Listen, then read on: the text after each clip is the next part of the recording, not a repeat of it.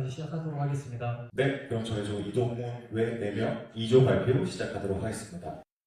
목차는 기획 의도, 환경 분석, 사업 분석, 수사 전략, 그리고 벤치마킹 전략, 그리고 핵심 전략, 핵심 전략 및 결론 순으로 진행하도록 하겠습니다.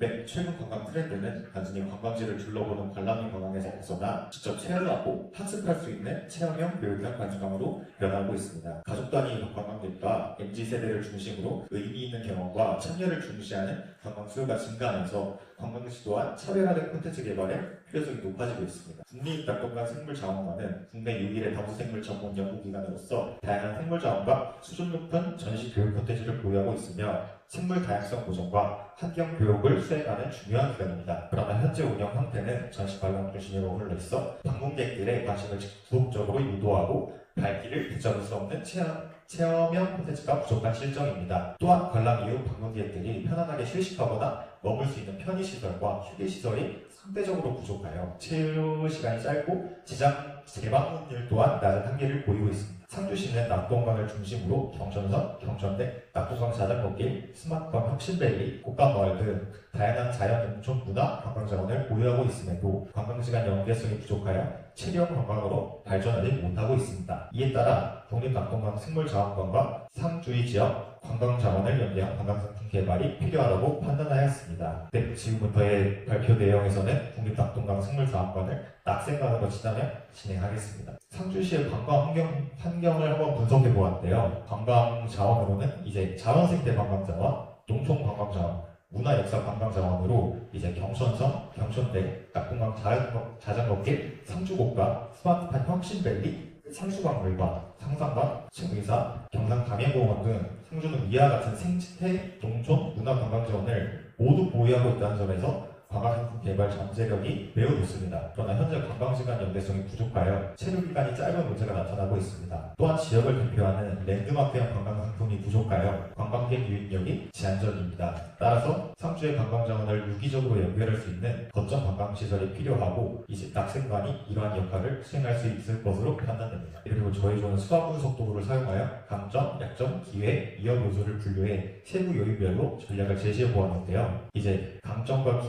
기회를 병합한 SO 전략으로는 생태교육 특화 관광상품 강화하고 그 다음에 강점과 위협을 결합한 ST 전략으로는 차별화된 담수생물 특화 브랜드 구축 전략을 세웠습니다. 그 다음에 약점과 기회를 결합한 WO 전략으로는 체류형 관광상품 개발 전략을 사용해야 한다고 생각했고 그 다음에 약점과 위협을 결합한 WT 전략은 관광 네트워크 및 편의시설 개선 등이 있었습니다. 이 분석 요소들로 벤치마킹 사례 이후 본격적으로 제시될 콘텐츠들을 더 구체화했습니다. 그리고 저희는 낙생관이 수도권이 아닌 지방에서 운영되고 있는 시설이다 보니까 지방의 다른 지역에서 흥행한 행사와 관광지를 벤치마킹해 흥행의 성공도를 높여야 한다고 생각했습니다. 첫 번째 벤치마킹 시설로는 저희 PPT에는 제시되어 있지 않은 기관인데 국립생태원인데 국립생태원은 국내 대표 생태관광시설로서 전시 기능뿐만 아니라 교육, 체험, 연구 기능을 복합적으로 운영하고 있습니다. 특히 가족 단위 관광객과 학생 단체 방문객 기준이 높아 낙생관과 유사한 방문객 특성을 가지고 있어 벤치마킹 대상으로 선정하였습니다. 이곳의 주요 운영 프로그램에는 생태해설 프로그램, 어린이 생태교실, 계절별 체험 프로그램, 생태 탐방 프로그램, 단체 교육 프로그램 등이 있고 체험형 콘텐츠 중심 운영으로 단순 전시 관람이 아닌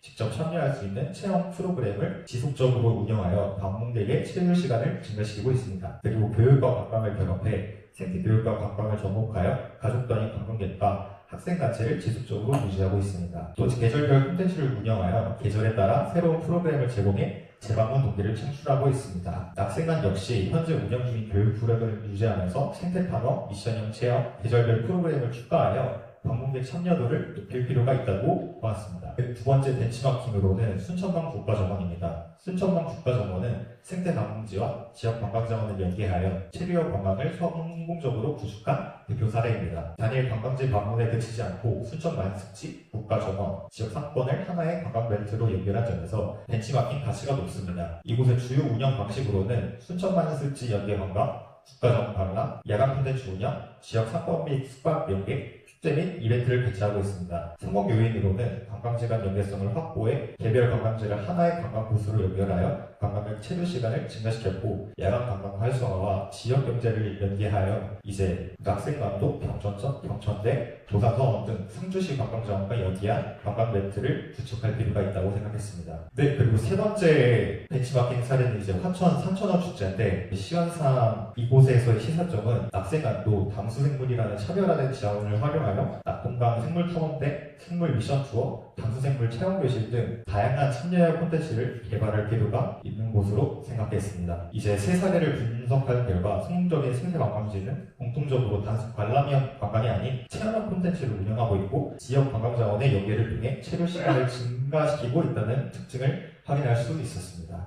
그리고 앞서 제시한 분석 요소들을 종합해 공격적인 관광 핵심 전략을 수립했는데요. 본 기획에서는 낙생강을 상주시 생태관광의 중심 거점으로 육성하고 생태교육과 지역관광을 결합한 체류형 관광 상품을 개발하기 위하여 다음과 같은 전략을 수립하였습니다. 가장 먼저 소개해드릴 관광 콘텐츠는 담수생물 특화 체험 콘텐츠를 고도화하는 스탬프 투어입니다. 이제 현재 국립낙동강생물자원관은 생물 다양성 교육 프로그램, 전시 해설 프로그램, 어린이 생태교육 프로그램 등을 운영하고 있으나 전시 관람 중심의 콘텐츠 비중이 높아 방문객이 장시간 머무를 수 있는 체험 요소가 부족한 상황입니다. 따라서 기존 프로그램을 유지하면서 참여형 콘텐츠를 추가하여 관광객의 몰입도를 높이고자 합니다. 네, 세부 추진 방향으로는 스탬프 투어, 낙동강 생물 탐험대 시스템인데요. 아날로그 스탬프 레이어링입니다. 이제 일반적인 도장 찍기 방식에서 벗어나 관람 동선을 따라 순서대로 겹쳐 찍으면서 하나의 이제 담수생물 그림을 완성해 나가는 아날로그 스탬프 레이어링 기법을 도입합니다. 휴대폰 화면에서 벗어나 투어 자체에 몰입할 수 있고 비용이 효율적이고 창의적인 경험을 선사할 수 있습니다. 네, 1단계로는 로비 안의 데스크에서 탐험가용 패스포트를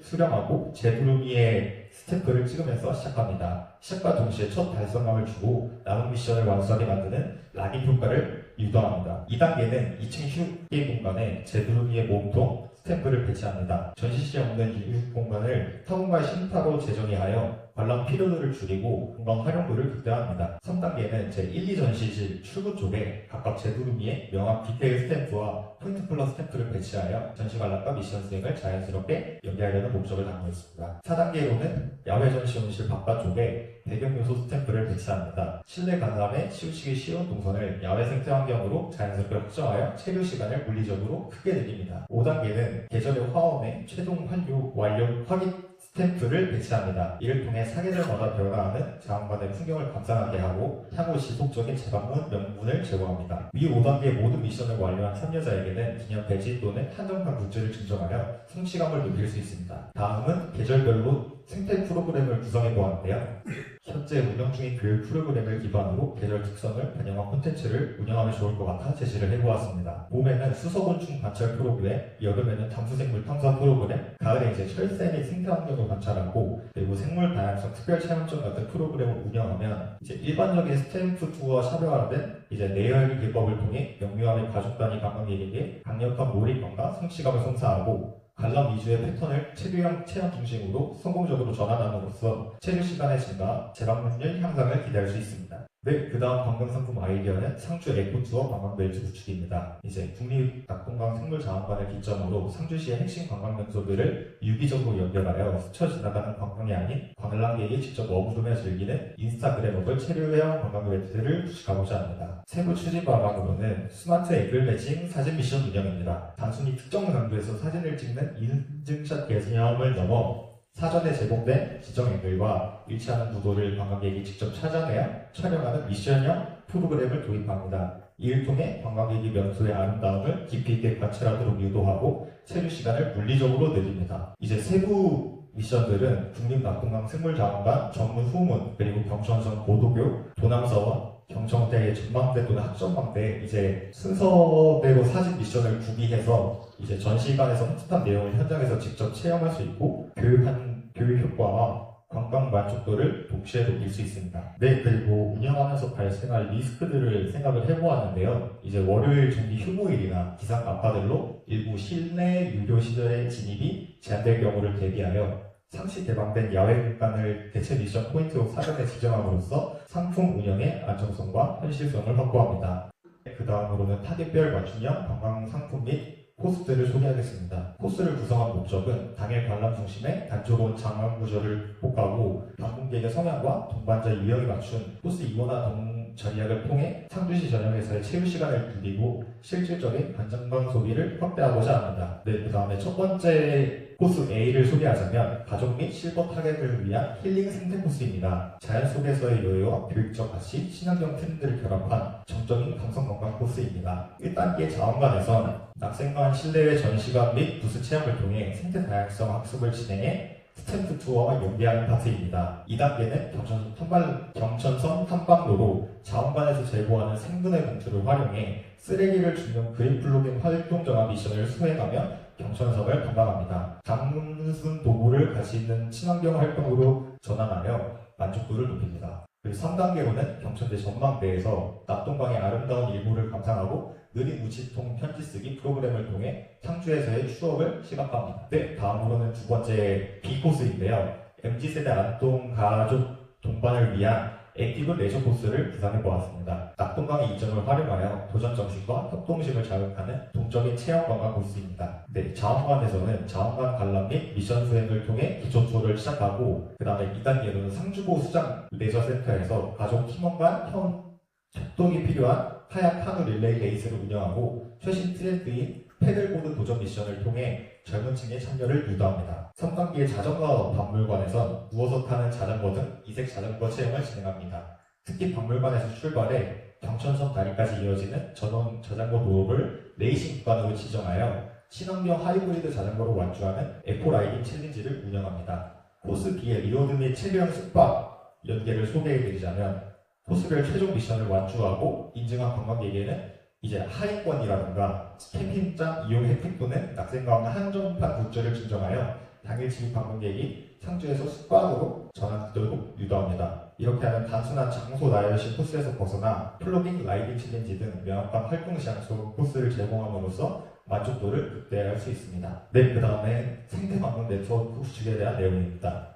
시간 1분 나왔습니다. 세부 추진 방안으로는 상주 생태관광 통합패스, 낙생 프리패스를 운영하는 것입니다. 이제 국립낙동강 생물자원관 입장권을 소지하거나 통합 모바일 패스를 구매한 관람객에게 상주 박물관, 스마트팜 체험장, 자전거 박물관, 지역 체험마을 등 연계 관광지의 입장료를 20~30% 할인해주는 통합패스 제도를 도입합니다. 그 다음에 낙동강 에코훈안 셔틀버스를 운영해 주변 관광객과 MZ세대 접근성을 획기적으로 개선합니다. 그 다음에 지역상권 연계 할인 제도입니다. 앞선 투어, 미션 코스 완주를 통해 획득한 리워드로 상주시내 지정된 이제 협력 음식점, 카페, 숙박시설 등에서 즉시 사용할 수 있도록 시스템을 구축합니다. 네, 낙생관은 국내 유일의 다문생물 전문 연구기관으로 높은 교육적 가치와 차별화된 생태자원을 보유하고 있습니다. 네, 시간상 결론 여기서 마치도록 하겠고요. 저희가 준비한 내용은 여기까지고 저는 발표를 맡은 이현복입니다.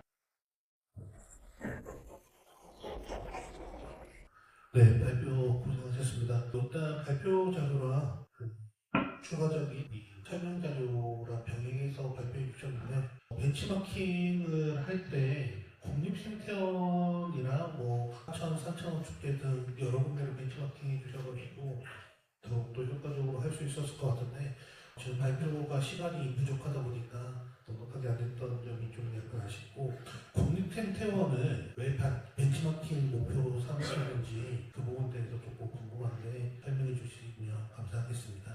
아까 말씀드렸던 것처럼 이제 단순한 전시 관광이 아니라 체험 콘텐츠로 전환하는 걸 저희 조는 굉장히 크게 생각했는데 이제 국립생태원이 이제 직접 참여할 수 있는 체험 콘텐츠를 지속적으로 운영하면서 이제 방문객의 체류 시간을 높였던 사례였어서 저희가 이번에 같이 가지고 왔습니다. 그리고 제가 추가적으로 설명을 드리자면 국립생태원에서도 이제 생태 해설 프로그램이나 이제 어린이 생태 교실 등 낙생관과 유사한 프로그램을 진행하고 있는 프로그램들이 있어서 이 국립생태원을 벤치마킹 했을 때 그 낙생관에서 좋은 효과를 이룰 수 있을 것 같아서 저희가 채택하게 되었습니다.